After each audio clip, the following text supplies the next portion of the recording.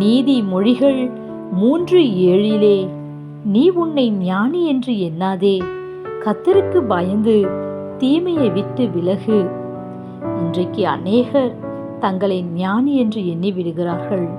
குடும்பத்தில் மற்றவர்களை காட்டிலும் ஒரு நல்ல படிப்போடு கூட இருக்கும் பொழுதும், இல்லை என்றால் அதிக சம்பளத்தோடு அவர்கள் காணப்படுகிற வேளையிலே அவர்களுக்குள்ளாக ஒரு விதமான பெருமை வந்து விடுகிறது. நான் தான் குடும்பத்தை நிர்வகிக்கிற ஞானத்தையும் திறமையும் உடையவன் என்று எண்ணி விடுகிறார்கள். ஆனால் வேதம் சொல்லுகிறது, நீ உன்னை ஞானி என்று எண்ணாதே, கர்த்தருக்கு பயந்து தீமையை விட்டு விலகு என்று.